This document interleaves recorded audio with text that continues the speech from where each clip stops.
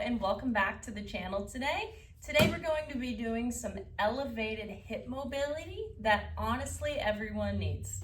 This one, I'm going to use my massage table as a prop, but you could use your couch, something even a bit higher, or even a bench.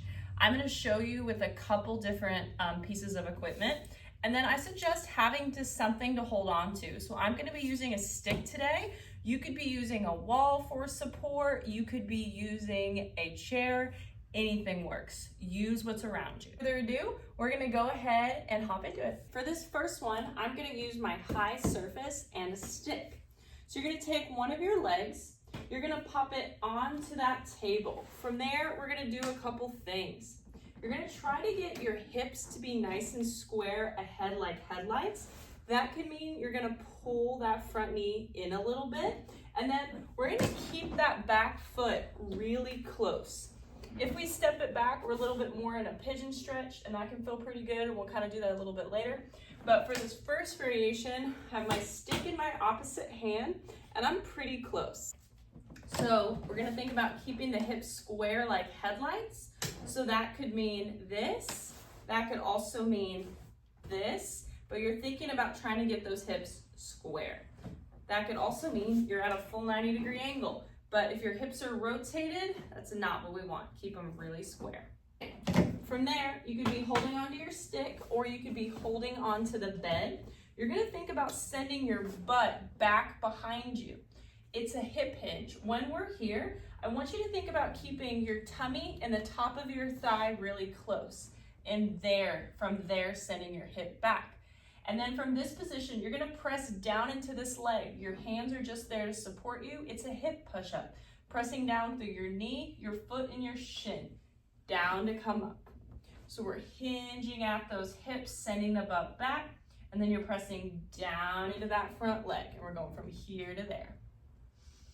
While we're doing this, you're thinking about hinging at your hips, butt goes back, you're driving into that leg on the bench, you're breathing. It's a big stretch in the glute, in the hamstring, and you're imagining that as you go down here, you're trying to spread your sit bones, spread the muscle of your glutes, even finding a little bit of an arch of the back eventually, or at least thinking about it.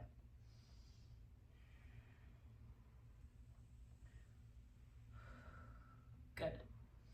Nice. From there, we're gonna switch it out.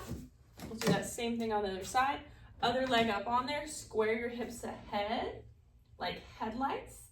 Hands come wherever, send that hip back.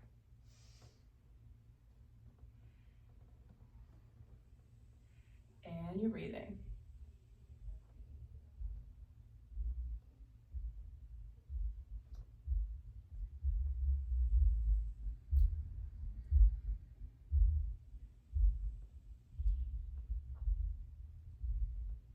Lovely. Good. And we're gonna do a different one. So this one you might need your stick. We're gonna take your leg, it's gonna come up on your high surface, your toes are gonna point away. This foot is relatively close in, hold on to something. Belly button is gonna go towards the knee. From there, I'm also sending my butt back. This is a big stretch. You could feel your back, your hip, your hamstring. From there, you're gonna press down to come up. Hip goes back, we're hinging, push down to come up.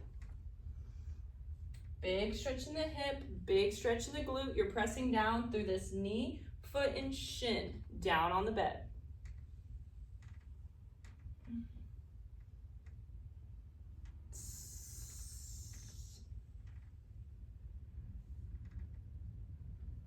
Good.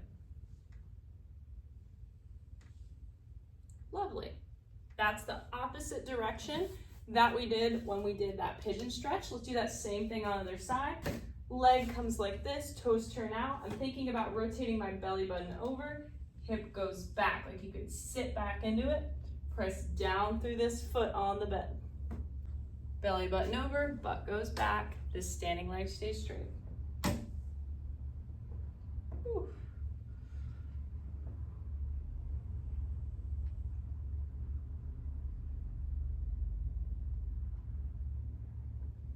Awesome.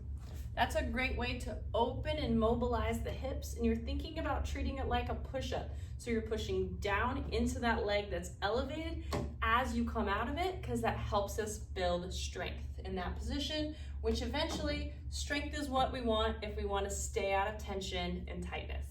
For this next one, I'm going to use a lower surface, and it's a very similar idea. One high pigeon stretch. So you're going to take your leg, put it up on the box. It's going to face ahead, square your hips like headlights. And we're going to be up on those back toes. From here, you're going to hinge your hips back, press down into that front leg. It's a big stretch. Since we're a little bit lower to the ground, you can feel more. And then we're up on those back toes. So we're also getting a pretty lovely stretch in the front of that back hip. You're thinking about setting your butt back, keeping your tummy and thigh close together. Press down into your shin on the box to come out of it. Woo. Good. We're doing about 10 to 20, and then let's go ahead and switch sides. Foot comes like this, shin comes like this, and this guy could be a lot less of an angle. It could be a lot more. What you decide what's best for you is that you're going to take your hip bones and you'll square them ahead. Like that. Keeping them square as you hinge the hips back. Back leg stays straight. Pressing down into that shin. Keeping the hips square. I'm watching myself in the mirror.